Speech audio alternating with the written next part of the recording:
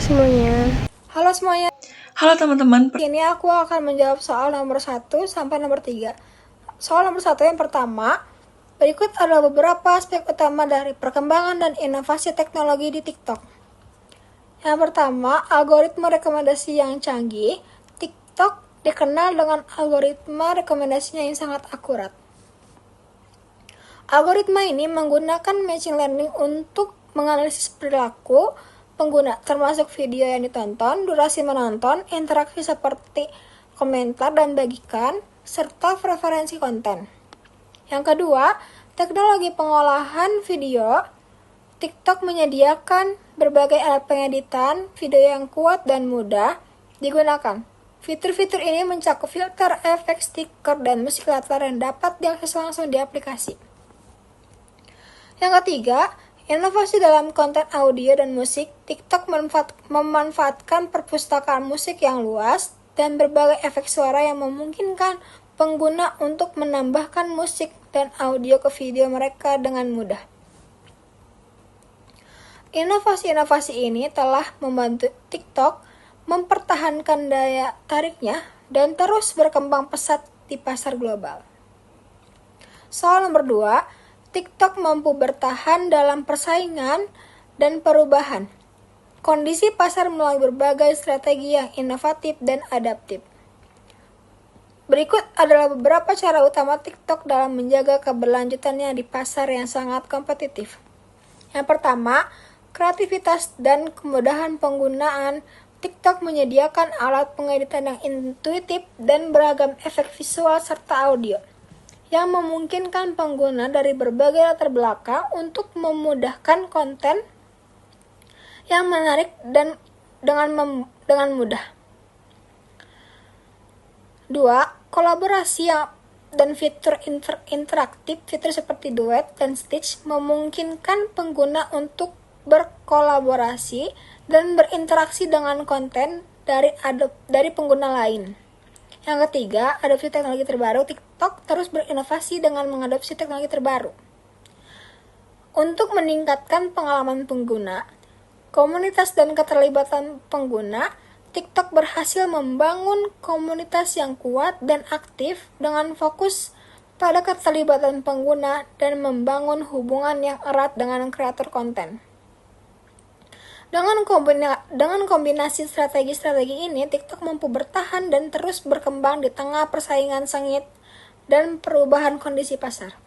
Soal nomor 3, TikTok memiliki beberapa keunikan dan ciri khas yang membedakannya dari platform media sosial lainnya. Berikut adalah beberapa aspek utama yang membuat TikTok unik. Yang pertama, beragam jenis konten. TikTok menampilkan beragam jenis konten melalui dari tarian, komedi, tutorial, hingga edukasi. Keberagaman ini membuat platform menarik bagi berbagai kelompok demografis dan minat. Yang kedua, interaksi yang tinggi. TikTok memfasilitasi interaksi tinggi antara pengguna melalui komentar, likes, dan berbagi fitur ini membangun komunitas yang aktif dan terlibat. Keunikan dan ciri khas ini menjadikan TikTok sebagai salah satu platform media sosial paling dinamis dan populer di dunia, menarik jutaan pengguna yang terus berinteraksi dan berbagai konten setiap hari. Di sini aku bakal ngejawab atau ngejelasin soal nomor 4 sama nomor 5. Nah, soal nomor 4 itu menjelaskan bentuk pemanfaatan media sosial dalam konteks bisnis, termasuk strategi pemasaran. Nah, pemanfaatan media sosial sendiri ini udah jadi strategi yang sangat efektif. Contohnya untuk mencapai target audiens yang lebih luas, terus juga meningkatkan brand awareness, kemudian meningkatkan interaksi dengan pelanggan, kemudian ada meningkatkan traffic website dan juga penjualan. Nah, adapun strategi pemasaran yang digunakan pada aplikasi TikTok itu diantaranya ada berupa konten kreatif yang berupa video pendek, di mana video pendek ini memanfaatkan format video sekitar 15-60 detik untuk bikin konten yang menarik sama mudah diingat. Terus juga dengan konten kreatif juga contohnya tuh bikin konten ngikutin tren dan tantangan yang lagi populer buat dapat exposure lebih besar. Kemudian ada penggunaan hashtag. Nah, penggunaan hashtag ini ada branded hashtag dan juga kita berpartisipasi dalam hashtag challenge yang lagi populer, jadi buat ningkatin visibilitas konten kita. Kemudian ada kolaborasi dengan influencer. Nah, berkolaborasi dengan influencer itu mulai dari micro of influencer sama macro influencer. Kemudian kita juga bisa pakai iklan TikTok. Nah, iklan TikTok itu banyak, ada yang invite ads. Nah, ini invite ads itu iklan yang muncul di antara video di feed kita. Terus ada branded effect, itu efek khusus yang dapat digunakan oleh pengguna dalam video mereka, dimana hal ini bisa ningkatin interaksi sama merek. Kemudian yang terakhir ada top view. Top view ini iklan yang muncul saat pertama kali pengguna membuka aplikasi TikTok, dimana dampaknya itu kita bisa dapat exposure yang lebih maksimal. Nah, pertanyaan nomor 5, ada analisis demografi pengguna media sosial. Nah, karena kita bahas TikTok, jadi demografi pengguna aplikasi TikTok itu mencakup berbagai aspek seperti usia, jenis kelamin, lokasi geografis, dan minat pengguna.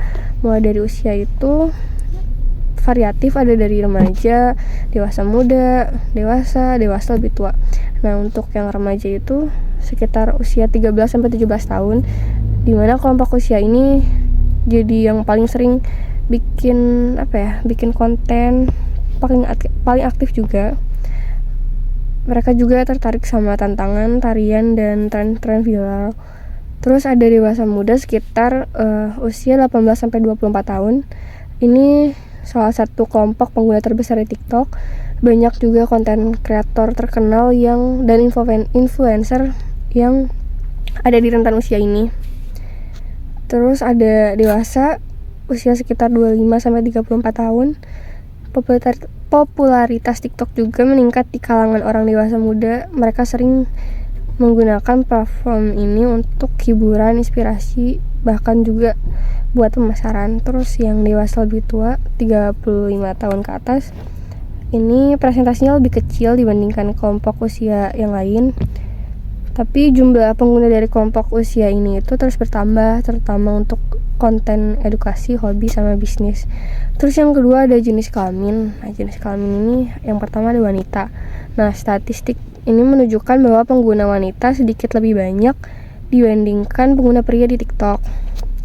Terus ada pria. Nah, pria ini merupakan bagian signifikan dari basis pengguna TikTok. Terus juga sering terlibat dalam konten seperti olahraga, komedi, dan teknologi. Cuma emang presentasi penggunanya lebih dikit aja dibandingkan sama pengguna wanita. Terus yang ketiga ada geografis. Nah, yang pertama itu di negara Amerika Serikat, di mana si Amerika ini jadi pasar terbesar untuk TikTok dengan jutaan pengguna aktif harian. Terus India sebelum dilarang itu, India itu jadi salah satu pasar terbesar TikTok juga. Kemudian ada Cina. Nah, TikTok kalau di Cina lebih dikenal sama Douyin, terus juga punya basis pengguna yang sangat besar dengan konten yang sangat lokal. Terus yang terakhir itu ada Eropa. Nah, negara-negara seperti Inggris, Prancis, Jerman, dan Spanyol itu punya komunitas pengguna TikTok. Sekian, terima kasih. Di sini aku akan ngejelasin pertanyaan nomor 6 sama nomor 7. Yang nomor 6 dulu ya. Bagaimana cara membuat konten yang efektif di media sosial, terutama di TikTok? Aku di PPT nulis beberapa poin. Yang pertama itu ada tentukan target penonton.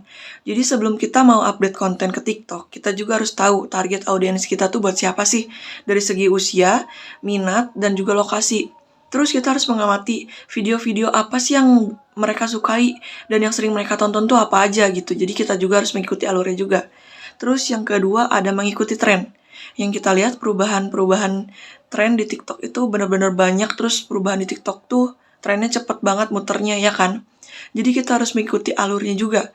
Dan kita juga harus menyertakan hashtag yang populer agar bisa meningkatkan viewers dari konten tersebut. Selanjutnya ada buat konten yang menarik dan singkat. Seperti yang kita tahu, konten-konten di TikTok itu banyaknya di 15 detik sampai 60 detik. Walaupun bisa bermenit-menit, tapi itu kurang efektif aja. Terus di detik awal, konten itu harus menarik untuk menarik perhatian penonton. Dan juga isi kontennya juga harus to the point. Nah, itu juga jadi salah satu poin faktor agar video dapat berdurasi 15 sampai 60 detik.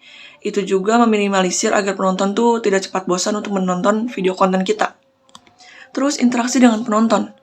Lebih baik kita menanggapi komentar-komentar yang ada, atau kita membuat video yang mengajak penontonnya untuk like, komen, share, atau follow akun TikToknya tersebut. Terus selanjutnya konsisten. Kita harus memposting konten secara konsisten agar videonya pun bisa kesebar dengan merata, biar videonya tuh masuk ke FYP banyak orang. Dan juga kita harus pastikan juga kualitas video dan audionya itu sudah baik. Terus selanjutnya ada analisis dan evaluasi. Di TikTok itu sudah ada fitur analisis yang membantu kita untuk melihat perkembangan dari satu konten tersebut.